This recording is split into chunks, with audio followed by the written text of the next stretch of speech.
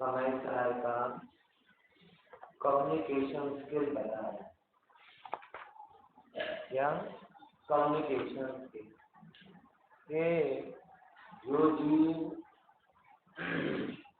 शुरू नहीं होगी क्या?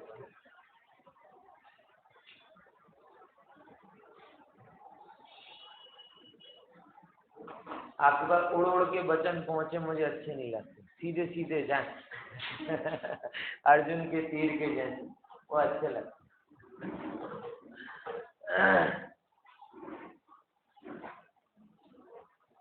आठवीं गाथा वो समय सार का कम्युनिकेशन स्किल बताती है। कम्युनिकेशन स्किल हर जगह बड़ा महत्वपूर्ण है, हर जगह बड़ा महत्वपूर्ण है। आप क्या कह रहे हो ये इतना महत्वपूर्ण नहीं है, लेकिन आप अपनी बात को जो कह रहे हो वो वहां तक पहुंचा पा रहे हो कि नहीं, ये विचारना बहुत महत्वपूर्ण। तो समय सार में उनको आचार्य देव ने आठवीं गाथा में यही बात प्रस्तुत की कि जो आत्मा का वैभव हम बताना चाहते हैं वो वचनातीत है। कैसा है? और वचनातीत, क्योंकि वह अनुभूति मात्र है। और जैसे कि हमने पूरा एक दिन लगभग व्याख्यान किया था कि कोई भी अनुभूति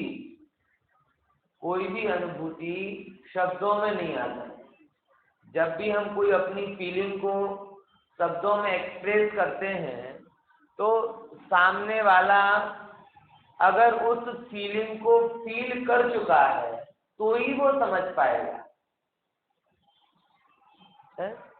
बाकी और कोई नहीं समझ पाएगा। जिसको सरल उदाहरण अगर मैं दूं, प्रसव पीड़ा, बच्चा उत्पन्न करने में जो पीड़ा होती है, पुरुष का बड़ा से बड़ा डॉक्टर हो जो वो भी उस चीज को नहीं समझ सकता, और हर एक महिला जो है ना वो उसको समझ सकती है।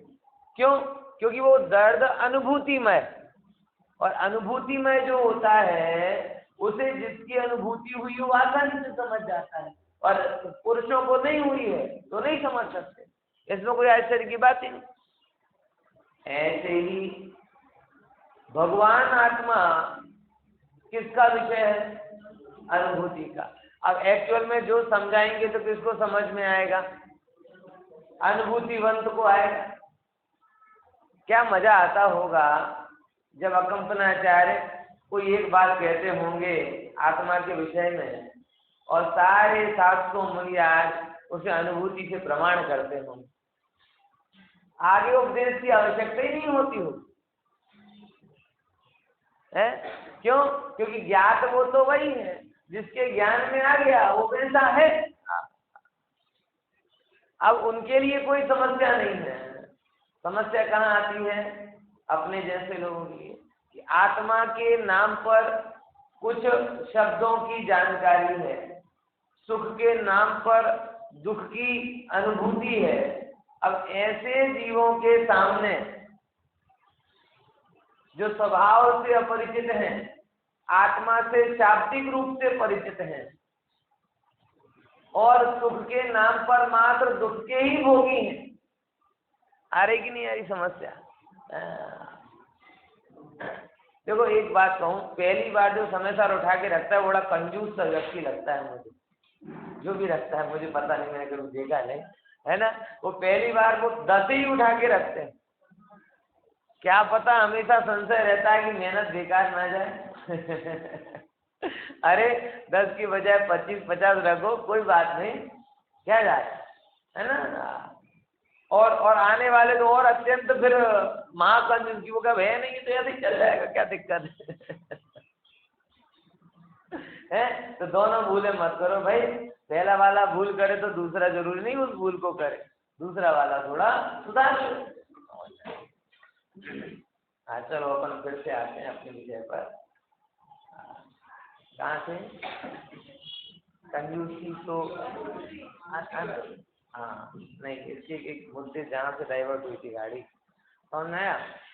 तो हाँ, ऐसे लोगों को समझाना जो कैसे स्वभाव से अपरिचित, आत्मा के नाम पर अनुभूति शून्य, कुछ जानकारियां हैं बस, और कुछ नहीं, शब्दों से सुना पड़ा है, और सुख के नाम पर मात्र और मात्र दुख का ही भोग कर रहा है। ऐसे जीवों के लिए स्वभाव का परिचय कराना, समय सार का परिचय कराना, और वो समय सार यानी शुद्धात्मा यानी मैं आनंद से छलोछल भरा हुआ हूं, ये प्रतीति में लाना क्या आसान काम लगता है? क्या लगता है? बहुत कठिन काम है। और इसके लिए कुंद आचार्य देव ने ये समय सार लिखा, जो जो है ना, शब्द से अगम्य वस्तु है उसे शब्दों में पिरोया। कलमा रखनी है। अगर जिस चीज का आपको शब्द ज्ञान नहीं और समझने कितना भारी है, कभी आप बच्चों से देखना, 2 साल का बच्चा होता है ना, अब वो हर चीज की भाषा नहीं समझता और इशारे पूरे बताता है। अब इतना परफेक्ट इशारा भी नहीं कर पाता, दम सेरा के जैसा कि अपन पकड़ ले, बराबर। अब इतना दिमाग पक जाता है उसकी, अब बाद में पता चलता है कि पेन चाहिए। एक बार आधे घंटे की मेहनत के बाद एक कंक्लूजन आया कि भैया को पेन चाहिए। आया समझे? एक इशारा नहीं, बार बार इशारा करेगा, रोएगा, कुछ भी करेगा, लेकिन जिसका शब्द ज्ञान नहीं है उसे कैसे पता करे? जैसे शब्द ज्ञान नहीं है उसे पता करना कठिन है, वैसे जो शब्दों में आ सकता नहीं उसे पता करना तो और कठिन है कि नहीं? अब ऐसा प्रयास कुंद आचार्य देव कर रहे हैं तो इससे खुद ब खुद समाधान हो जाता है। कोई ये कहे कि अनुभूति की वस्तु को अनुभूति मात्र ही रहने दो ना, ग्रंथ क्यों लिखते हो? तो आचार्य कहते हैं भाई तुम अनार्य हो। कैसे हो? अनार्य हो। आर्य और अनार्य तो कल मैंने शब्द बताया था ना। आर्य मतलब श्रेष्ठ, सेठ, और अनार्य मतलब कनिष्ठ, हेठ। गुरुदेव ने तो बोला कि जो आत्मानुभवी तो सेठ और बाकी सब हेठ। कौन आया कि नहीं आया? तो हम जैसे लोगों के लिए आचार्य ने ये लिखा है कि निश्चय की बात को भी व्यवहार की भाषा में पिरोया। कोई कहे कि नहीं साहब समय सार तो निश्चय का ग्रंथ है, तो इसको व्यवहार की क्यों कहते हो? बोले भाई है निश्चय का, लेकिन भाषा तो स्वयं व्यवहार है ना। है निश्चय का ग्रंथ, लेकिन भाषा कैसी है? तो जब भी अनुभूति की चीज भाषा में आ जाती है तो बाय डिफॉल्ट क्या हो जाती है? वो व्यवहार हो ही जाती। जैसे आप प्रोग्राम बन जाते कि नहीं बन जाते? बोले बन जाते हो। हम आपकी फोटो की निकाले हैं और फोटो निकाल के अपने मोबाइल में रख लें, तो आप नहीं रहे, आप प्रोग्राम बन गए, मेमोरी में आ गए। 1 KB, 2 KB, 100 KB, जो भी हो। तो आप KB MB में कन्वर्ट हो जाते कि नहीं हो जाते? बोले अगर आप मोबाइल में जाओगे तो KB और MB में कन्वर्ट हो जाओ। ऐसे ही अनुभूति की बात शब्दों में आएगी तो खुद ब खुद व्यवहार हो जाएगी। तो फिर कोई कहे कि क्यों व्यवहार बनाते हो, अनुभूति को अनुभूति रहने दो। बोले कोई व्यवहारी जीवों को ये बात समझानी है, इनको समझाए बिना भला नहीं होगा, इसीलिए हम व्यवहारी जीवों को व्यवहार की भाषा में सिखा रहे हैं। ये गुजराती पढ़ो इसका। भाषा अनार्य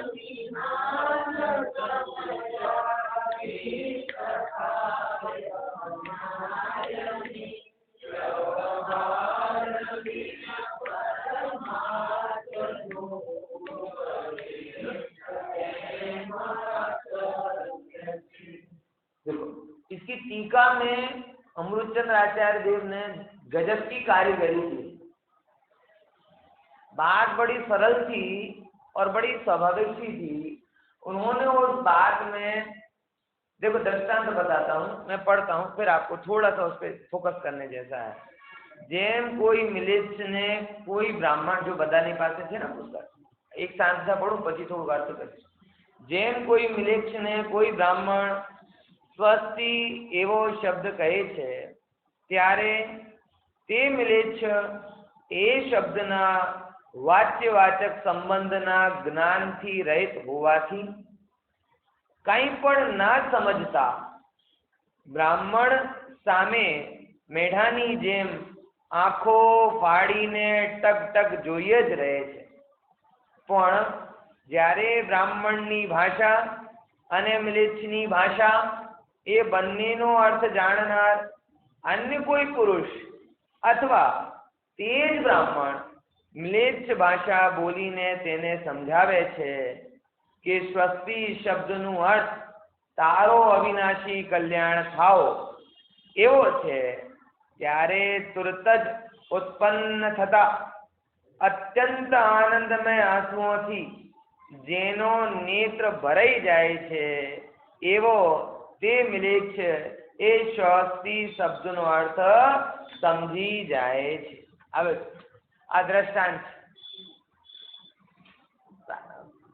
पहले के समय में अनार्य जो संस्कृत आदि भाषा को ना जान, आज के समय में पढ़ते हैं भील आदिवासी आदि लोग, बराबर.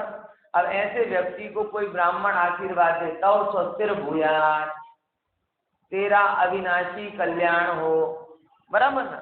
अब कोई अपने को चाइनीज में आशीर्वाद दे के चला जाए, छू फी छू, क्या पता चलेगा? पता नहीं. अब बहुत श्रेष्ठ में श्रेष्ठ बात कही हो, श्रेष्ठ में श्रेष्ठ दुआ दी हो, बराबर, लेकिन अपने को कुछ पता नहीं चलेगा. और तब कोई वहां पे बता के जाए कि ये तुझे अबजपति बनने की दुआ देकर गए. हाँ, बहुत बढ़िया, थैंक यू भैया. समझना है, मतलब शब्द भावरूप परिणम थे. लेकिन जिस बात पर मुझे ध्यान दिलाना है वो ये है कि इस टीका में अमृतचंद्र आचार्य देव ने प्रच्छन्न रूप से 5 लब्धियां पढ़ाई. आपको ये तो पता है कि सम्यक दर्शन के पहले कितनी लब्धियां होती हैं? 5 लब्धियां होती हैं. कौन कौन? ये मतलब सम्यक दर्शन के पहले की प्राग भूमिका, पूर्व भूमिका है. करणानुयोग वाला फैक्टर उसका अलग, लेकिन सिंपली क्या होता है, 5 लब्धियां होती हैं. कौन कौन सी? पहले नंबर क्षयोक्षम लब्धि, दूसरे नंबर विशुद्धि लब्धि, तीसरे नंबर देशना लब्धि, चौथे नंबर प्रायोग्य लब्धि, 5वें नंबर करण लब्धि. सम्यक दर्शन कब होता है? करण लब्धि के बाद. क्लियर? यानी कोई व्यक्ति अगर आत्मानुभवी हुआ है, आत्मानुभवन का उसने वेदन किया है, तो नियम से क्या होगा कि इन 5 लब्धियों की दशाओं से गुजरेगा. बराबर. कौन कौन सी 5 लब्धि? थोड़ा एक एक. और लब्धि का मतलब क्या है? लब्धि का मतलब प्राप्ति. यानी सरल भाषा में हम कहें तो क्षयोक्षम की प्राप्ति, विशुद्धि की प्राप्ति, देशना की प्राप्ति. देशना कोई बोले और बह जाए ऊपर ऊपर से तो देशना लब्धि नहीं हुई. विचार की प्राप्ति प्रायोग्य लब्धि, एकाग्रता की प्राप्ति करण लब्धि, और आत्मानुभवन स्वात्मानुभवन.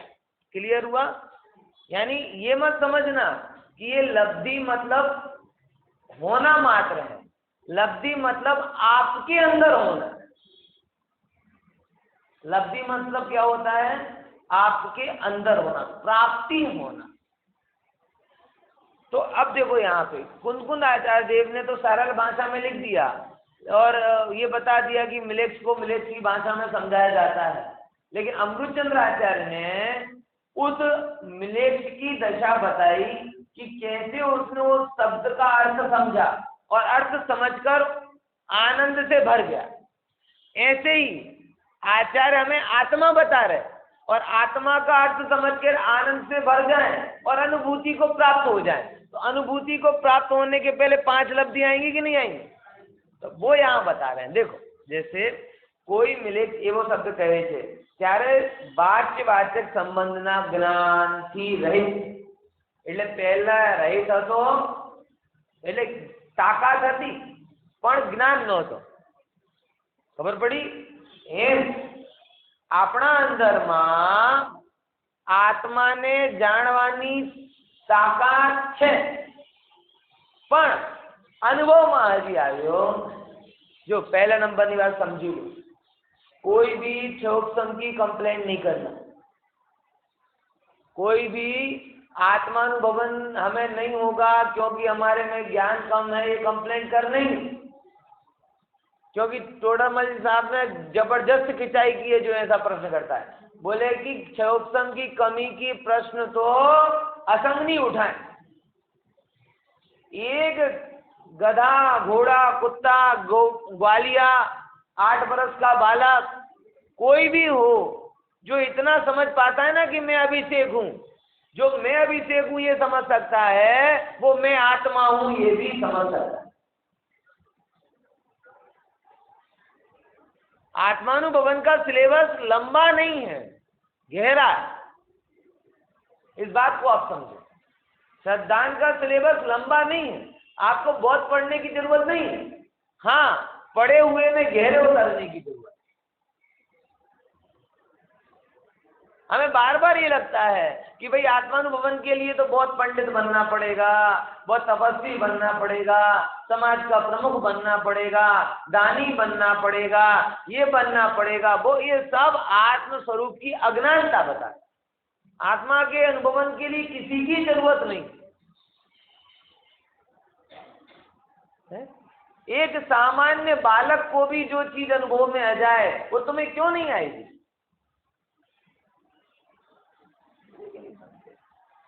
आत्मानुभवन असाधारण नहीं, साधारण है. तो उसके लिए आपको असाधारणता का लोभ छोड़ना होगा, साधारण होना पड़ेगा. बहुत गहरी बात बोल रहा हूं, बड़ा भारी है, क्योंकि हम लोगों ने तो साधारण शब्द को इतना इतना इतना डिवेल्युएट कर दिया है कि कोई तुम्हें साधारण बोल दे तो गुस्सा आ जाता. बोलो होता कि नहीं होता? साधारण मानस. अरे हमको किसमें मजा आ रहा है? असाधारण. असाधारण प्रतिभा के धनी, असाधारण ज्ञान के धनी, असाधारण वक्तृत्व कौशल के धनी. जितनी तुम महानता गाओगे तुम्हें उतना आनंद आएगा. बस यही असाधारणता का मोह साधारण भगवान आत्मा की अनुभूति में बात है. तुम्हें हर जगह स्पेशल होना है. धन से स्पेशल होना है, रूप से स्पेशल होना है, बल से स्पेशल होना है, ज्ञान से स्पेशल होना है. जो स्पेशल का जो मोह है ना, वो मोह से ही जो सामान्य सहज सुलभ भगवान आत्मा है उसकी अनुभूति में बाधा. भगवान आत्मा का अनुभवन साधारण है. तुम उपाधियों से हटके स्वभाव को देखोगे, आत्मा दिख जाएगा. उपाधियों में उलझे रहोगे, आत्मा नहीं दिखती. समझ में आ रही कि नहीं आ रही? तो किसे आत्मानुभवन हो सकता है? जिसको इतना पता है कि मैं अभिषेक हूं, उसे मैं आत्मा हूं ये पता क्यों नहीं हो सकता? बस काम इतना ही तो करना, अभिषेक नाम हटा के कट करके उसकी जगह आत्मा पेस्ट करना, कट पेस्ट. और बाकी श्रद्धा सेम टू सेम. जैसा अपनापन अभिषेक में जुड़ा हुआ है वैसे ही अपनापन आत्मा में जोड़ना है. क्या बड़ी बात है? जैसे मैं अभिषेक की भलाई के लिए कोशिश करता हूँ कि अभिषेक के लिए कपड़े की कमी ना पड़े, अभिषेक के लिए खाने की कमी ना पड़े, अभिषेक के लिए संयोग की कमी, सुख सुविधाओं की कमी ना पड़े, वैसे विचार कर लो कि आत्मा के लिए ज्ञान की कमी ना पड़े, आत्मा के लिए वैराग्य की कमी ना पड़े, आत्मा के लिए ज्ञान वैराग्य के साधनों की कमी ना पड़े. जैसे धन, वैभव, कपड़े, भोग विलास के लिए मैं पैसे कमाता हूँ, वैसे आत्मानुभवन के लिए मैं जीवन जीऊंगा, स्वाध्याय करूंगा, चिंतन मनन करूं. कितना सरल है. मुद्दा ये है कि मैं और हूं, इसके बीच में जो अभिषेक शब्द जुड़ा हुआ है वो अभिषेक की बजाय आत्मा स्थापित हो जाए. ओ मैं आत्मा हूं. इसको कट करके डिलीट करके वहां पे नया एंटर कर दो। अब इसमें और कुछ नहीं सीखना है आपको, इतना सा कर।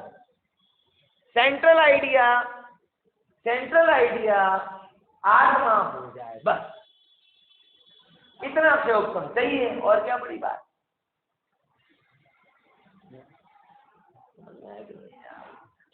तो वो पहले नंबर किसकी जरूरत है? ज्ञान की जरूरत है, तो वो तो है ही, लेकिन पता नहीं था, तो पहले यहाँ पे हो गई क्षयोपम लब्धि, बराबर। अब क्षयोपम तो हुई, लेकिन देखो वो क्षयोपम मात्र काम नहीं करता, जिज्ञासा भाव। यहाँ पे वो मिलेच्छ भले ही जान नहीं रहा, मिलेच्छ जान नहीं रहा, लेकिन जानने के प्रति उदासीन नहीं है, जानने के प्रति जिज्ञासु है। और इसके लिए क्या शब्द बोला है? देखो, आंखों फाड़ी ने मेडानी जेम, आंखों फाड़ी ने टक टक जो ईज रहे थे, पता नहीं चला, लेकिन कहा है वो अच्छी तो, वो अच्छी तो लग रही है, मतलब वो सो नहीं रहा, वो प्रमादी नहीं है, वो सुप्त नहीं है, वो अनिच्छुक नहीं है, वो इच्छुक है। और इच्छुकता का चिन्ह क्या है? टकटकी लगाकर देख रहा है। मुझे बहुत अच्छे से याद है, जो भी गुरुदेव का संस्मरण सुनाते हैं, पहली बार का संस्मरण सुनाते तो अधिकतर लोग की बात कहते हैं, पहली बार जाते थे तो समझ में नहीं आती थी, लेकिन इतना जरूर था, जो भी पात्र जीव है कि अच्छी बात है, ये लगता था, ये गलत बात नहीं है, सही बात कह रहे। ऐसे पात्र जीवों की बात जिन्हें समझ में नहीं आता था, तो भी विशुद्धि जोरदार थी, और आज समझ में ज्यादा आने लगा है और विशुद्धि कमतर हो। जड़ता तो दूर हुई, लेकिन वक्रता आ गई। क्या समझ रहा हूं, क्या कह रहा हूं? ये बड़ा गहरा, जड़ता तो दूर हुई, अज्ञानता तो दूर हुई, लेकिन क्या आ गई? वक्रता आ गई, कुटिलता आ गई। अरे मुझे मेरी बात ही अच्छी नहीं लग रही, अथवा मुझे मेरी बातें ही नहीं लग रही, बात समझ में तो आ रही है, सब अपेक्षाएं क्लियर है, इतने शिविर, इतने पंचकल्याणक, इतने प्रवचन सुन लिए, इसके कारण अपेक्षाएं तो क्लियर हो गई, लेकिन मुद्दा कितना रहा? ये मेरी बात है, ये नहीं बैठा। वो मेढे की भांति टकटकी लगाकर जो आत्म वस्तु के प्रति जिज्ञासा का भाव होना चाहिए, वो नहीं आ रहा, और आत्म वस्तु की जिज्ञासा शास्त्रों की जानकारी में कन्वर्ट हो गई। क्या बोला? आत्म हमारा क्या हो रहा है अंदर में, आपको पता चल रहा हो कि नहीं चल रहा, लेकिन मुझे बहुत अच्छे से इस बात की प्रतीति होती है कि आत्म वस्तु की जिज्ञासा शास्त्रों की जानकारी में कन्वर्ट हो गई। फिर से क्या बोला? आत्म वस्तु की जिज्ञासा किसमें कन्वर्ट हो गई? कि जिज्ञासा और जानकारी में क्या अंतर है? बोले जिज्ञासा होवे तो अनुभूति स्वरूप आत्म वस्तु है, उसके लिए प्रयासरत हो, लेकिन वो जिज्ञासा का भाव खत्म हो गया और उसके स्थान पर क्या आ गया? जानकारियां आ गई, तो बस जानकारियों को बोलता रहता है। जैसे न्यूज़पेपर में 50 जानकारी इकट्ठी कर ली, बस यहाँ पे कर लेता है, वो विशुद्धता नहीं। समझ में आया? क्षयोपम पहले छूट जाता है, विशुद्धता आगे तक जाती है, दूसरी बात। अब कहते क्या है? वो टकटकी लगाकर देखना मतलब विशुद्धता हो रही है, ऐसे ही आपको भी आत्म वस्तु के प्रति ऐसी जिज्ञासा का भाव होना है। अब फिर विशुद्धता पूर्वक देखना हो, ये चीज बहुत इंपॉर्टेंट है। क्या बोला? विशुद्धता के बगैर देशना नहीं कहलाए, देशना लब्धि नहीं कहलाएगी। क्या समझ में आ रहा है कि नहीं आ रहा? देशना लब्धि नहीं कहलाएगी। जैसे पूरे जगह पर क्या कहते हैं, ऑक्सीजन भरी पड़ी हुई है, लेकिन अगर आपके फेफड़े काम करना बंद कर दें तो कहेंगे ऑक्सीजन की कमी है, ऑक्सीजन की कमी, ऑक्सीजन क्यों का? उसी जगह हॉस्पिटल में बैठा हुआ व्यक्ति, डॉक्टर बिना ऑक्सीजन के घूम रहा, वार्ड बॉय नर्स बिना ऑक्सीजन के घूम रही और पेशेंट कह रहा ऑक्सीजन की बहुत कमी, ऑक्सीजन की बहुत कमी। हम कह रहे हम पहुंचा दे रहे। मतलब सब जगह ऑक्सीजन है कि नहीं है, लेकिन जब आपका फेफड़े खराब हो जाएं तो सुलभ ऑक्सीजन को भी आप क्या नहीं कर पाते, ग्रहण। वैसे ही देशना की कमी नहीं है, लेकिन विशुद्धि के बिना आप उस देशना को ग्रहण नहीं कर पाओ। और ऑक्सीजन के होते हुए भी हजारों लोग ऑक्सीजन की कमी में मरे कि नहीं मरे, हमें पता है कि नहीं पता। पूरे विश्व में ऑक्सीजन सप्लाई विश्व मुख्य बन गया है। बोले ऑक्सीजन कहाँ कमी, सब जगह भरी तो है। बोले जिनका सिस्टम बराबर है उनके लिए सर्वसुलभ, और जिनका सिस्टम बराबर नहीं है उनके लिए तो एक एक श्वास जीवन मरण का प्रश्न है। ऐसे ही जैसे शरीर में फेफड़े का स्थान है प्राणवायु को ग्रहण करने के लिए, वैसे जिनवाणी को ग्रहण करने के लिए धर्म में विशुद्धि का स्थान, देशना को ग्रहण करने के लिए किसका स्थान है, विशुद्धि का स्थान। जैसे जिनके फेफड़े कमजोर होते हैं, ऑक्सीजन होते हुए भी एक एक श्वास के अभाव में मर जाते हैं, वैसे जिनकी विशुद्धता कमजोर होती है वो जिनवाणी के अमृत से वंचित होकर मोह के मर जाते हैं।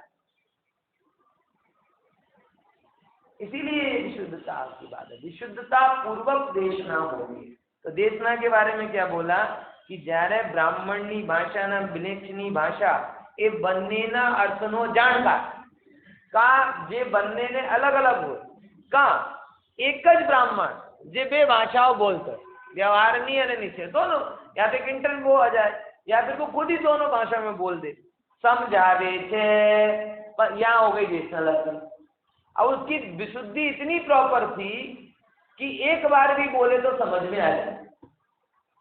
ऐसे ही जिनकी विशुद्धता इतनी प्रॉपर होती है, अंदर की तैयारी इतनी प्रॉपर होती है, सच बताओ एक बार सुनते ना कल्याण हो जाए। सोनगढ़ में से सैकड़ों लोग थे, अभी भी हैं उनमें से कुछ जो बार बार आए नहीं, एक बार गुरुदेव की बात सुनी कि भाई ये करने लायक है। एक कराची के भाई थे, अभी भी शायद हैं कि नहीं पता नहीं, बहुत दिन पहले की बात है, उनसे मिला, 97 ईयर्स की उम्र। क्या बोला, एक बार गुरुदेव के प्रवचन सुनने के लिए आए और लगा करने जैसा है यही काम, तो यहीं बैठे बैठे वहां का पूरा वैवट कर दिया, दोबारा गए भी नहीं। दुकान धंधा पानी देखकर तो आए नहीं, वहीं के वहीं पूरा वाइंड अप कर दिया और सीधे वो जिसको बोला कि जितना वो कर दे अकाउंट में, बस यही करना और कुछ नहीं। ख्याल में सौगानी जी एक बार सुना 6 आवश्यक करने योग्य नहीं है, एक ही आवश्यक करने योग्य।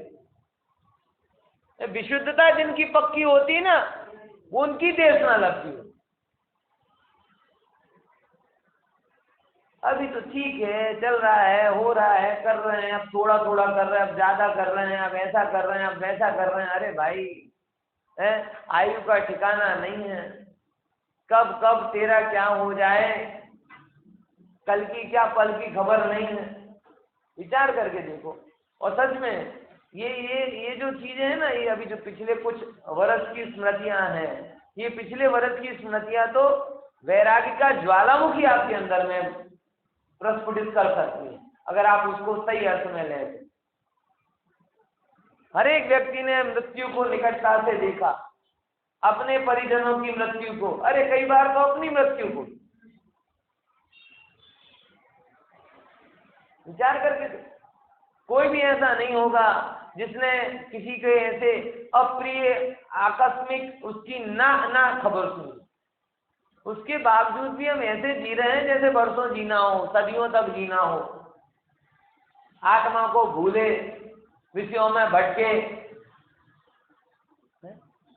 कैसे इस बात को मान लें भैया। इसीलिए जिसकी विशुद्धता पक्की होती है उसको एक बार में देशना लग जाए। बात समझना है कि नहीं? वो यहाँ ब्राह्मण ने जैसे ही कहा कि स्वस्ति का मतलब तेरा कल्याण हो, ज्ञानी ने जैसे ही कहा कि आत्मा मतलब चैतन्य अविनाशी तत्व तू है, ओहो मुझे मेरा स्वरूप पता चल, देशनालब्धि हो। देशनालब्धि होने के बाद अब देखो, તરત એવો થાય તારો અવિનાશી ત્યારે તરત જ ઉત્પન્ન થતા, હવે વિચાર કરવા લાગે છે, ઉત્પન્ન થતા શું विचार करवा लागे छे, ओ उत्पन्न तो मेरा कल्याण, ये कितनी अच्छी बात कर रहा है, ये मुझे मेरी बात बता रहा है। ऐसे देशना को सुनते ही वो कहाँ पे कन्वर्ट हो गया, विचारों। ये प्रायोगिक लक्ष्य।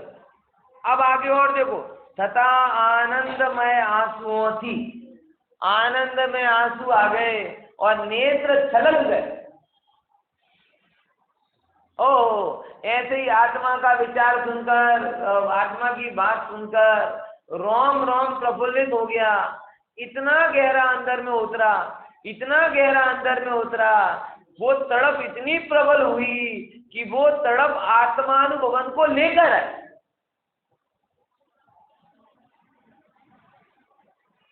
वो आनंद और उसकी अनुभूति, जैसे आनंद के अश्रु एकदम झरझर करके झर गए। पूरा प्रदेश में जैसे कि मान के चलो अमृत बरस गया। क्या कहें उस चीज के, ऐसा वो अंदर में उसको तीव्र वेदन हुआ कि एक देशना से वो उस जीव का कल्याण हो। ये यहाँ पर ये इतनी भाषा में प्रायोगिक लब्धि, करण लब्धि और आत्मानुभवन, तीनों बातें यहाँ, पांचों बातें यहाँ पर। बात समझ में आई? ऐसी बात यहाँ पर है कि मिलेच्छ को सबसे पहले तो ये मैं आत्मा हूँ ये समझाया, और यहाँ पे मैं स्पष्ट कहता हूँ कि जो अपने आप को आत्मा नहीं मान रहा है अथवा मान करके भी वैसा श्रद्धा नहीं ला रहा है, वो है ही नहीं, वो मिलेच्छ ही है। और जो व्यक्ति कहे कि नहीं हम तो आत्मा को मानने वाले हैं और उसके बावजूद भी आत्मा के लिए रत्ती भर समय ना निकाले, आत्मा के लिए रत्ती भर पुरुषार्थ ना करे, आत्मा का विचार ना करे, उस व्यक्ति को कैसे मान ले कि तुम भाई आत्मा मान लो? विचार करके देखो। क्योंकि मेरे घर में इनकम टैक्स की रेड पड़ी है, बराबर, और मैं रुको अभी जाता हूँ, पहले दाल वड़ा खा लूं। है? अरे तेरे घर में रेड पड़ी, मेरी बेटी जरा 5वीं मंजिल से गिर गई है, क्या कर रहा हूँ? बोले कुछ नहीं, जरा बस आता हूँ चाय पी के आता हूँ। कैसी बातें कर रहा है? मेरे घर पुत्र उत्पन्न हुआ है, हाँ आता हूँ अभी थोड़ी देर में, ये क्लाइंट निपटा के आता हूँ। अरे जहां मेरेपन का जोर हो, जहां मेरेपन का जोर हो वहां सारे संसार को तिलांजलि दे देता है। ऐसे एक रियल घटना में बोल रहा हूँ, रियल घटना सिलवानी की बात है कि ग्राहक आया था, वो बोले बेटी गिर गई है, सामने बड़ा कस्टमर 4-5 लाख का कोई माल था। अरे भाई अरे तो 5 नहीं 50 का लेके जा, अभी बंद करके जाने। क्यों? मेरी बेटी गिर गई। ऐसे कोई मैं आत्मा, हाँ आत्मा हूं ना, 24 घंटे में कितनी बार याद आया? नहीं, तू भले कह रहा है लेकिन बेंसरी की बात याद आती है कि स्वभावनी बात सांभड़ी ने 100 सरवा घा काढ़े लागवी। आम एकदम यार मेरी बात, मैं बंध रहा हूं प्रभु, मैं बंध रहा हूं। धिक्कार है ऐसे रागादी भावों पर जो मुझे बांधे, धिक्कार है ऐसे संयोगों पर, ऐसी परिस्थितियों पर जो मुझे बांधे।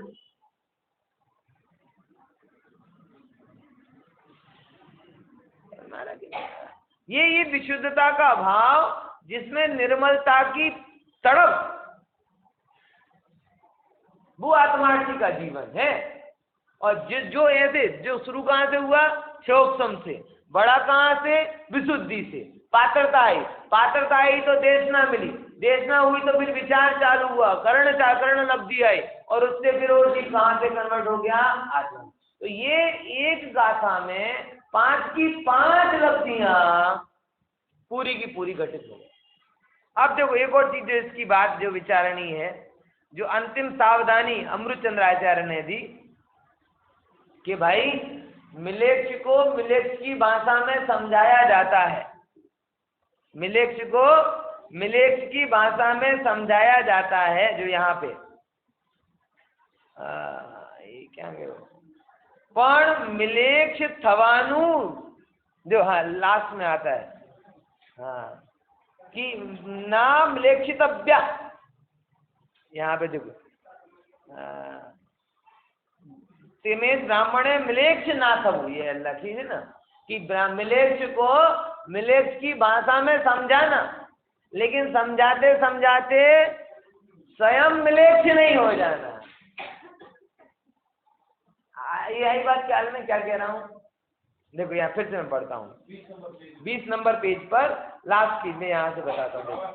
हाँ, ए रीते जगत मिलेक्षना स्थाने होवाથી મળ્યો બધાને, અને વ્યવહાર ને પણ મિલેક્ષ ભાષાના સ્થાને હોવાને લીધે પરમાર્થનો પ્રતિપાદક હોવાથી વ્યવહાર નયની સ્થાપના કરવા યોગ્ય છે।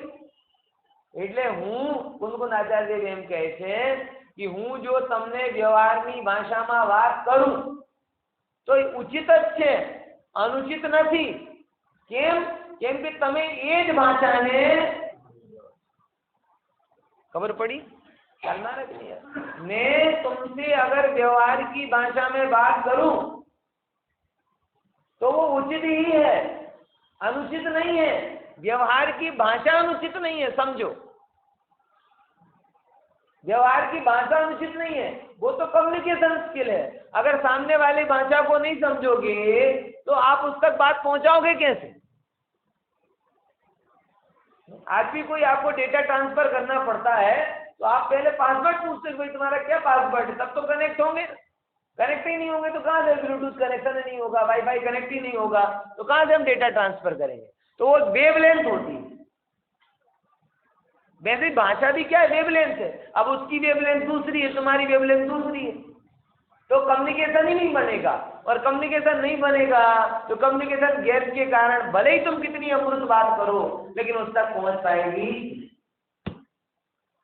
इसीलिए जगत में व्यवहारी जीवों को व्यवहार की भाषा में समझाना जैसे उचित है, तो इस प्रकार से व्यवहार की स्थापना भी उचित ही है। लेकिन परंतु पण एमज ब्राह्मणे मिलेक्ष ना थवो, कि मिलेक्ष को समझाते समझाते तुम स्वयं मिलेक्ष बन जाओ, है? विचार करके देखो। अंग्रेजी बुरी है ये बताने के लिए आपको अंग्रेजी में ही बात करनी पड़ेगी। पाश्चात्य व्यक्ति को पाश्चात्य कल्चर बुरा है ये बताने के लिए भाषा तो पाश्चात्य ही होगी ना।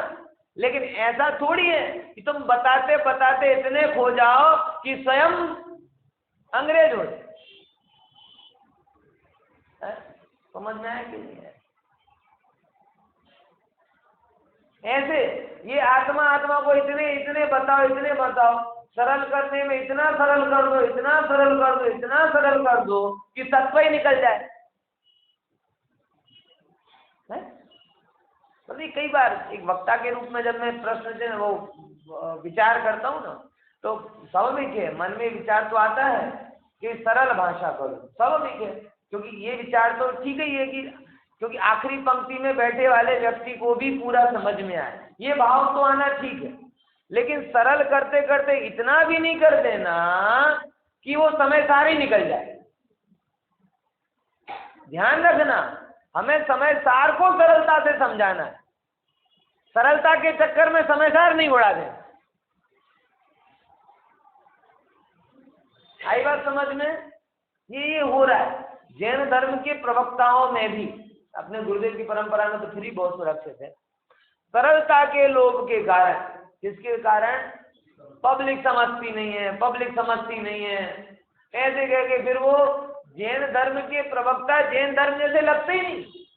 सच में आप देख लो, पारस चैनल देख लो, मजाक नहीं कर रहा। आप देख लो पारस चैनल, देख लो जितने भी चैनल, उसमें आप कोई थर्ड पर्सन के विचार सुनो, चाहे किसी मोटिवेशनल स्पीकर के विचार सुनो, चाहे जैन धर्म के स्पोक्स पर्सन के विचार सुनो, तीनों के विचार से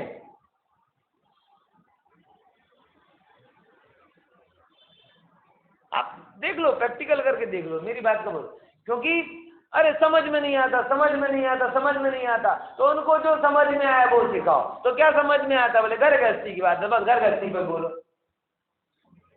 माँ बाप के संबंधों पे बोलो, भाई भाई के संबंधों पे बोलो, देशभक्ति पे बोलो, गौरक्षा पे बोलो, इस पर बोलो, उस पर बोलो, मतलब जो दुनिया बोल रही वो बोलो। जब दुनिया की बोलने वाली चीजें तुम बोलोगे तो तुम्हारी जो बात है वो कौन बोलेगा?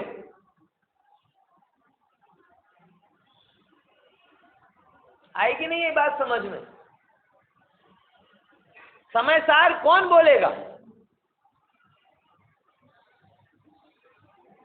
तो ये चीजें आप बता रहे हैं, एक शैली बता दी। कम्युनिकेशन बराबर है, लेकिन कम्युनिकेशन किसका?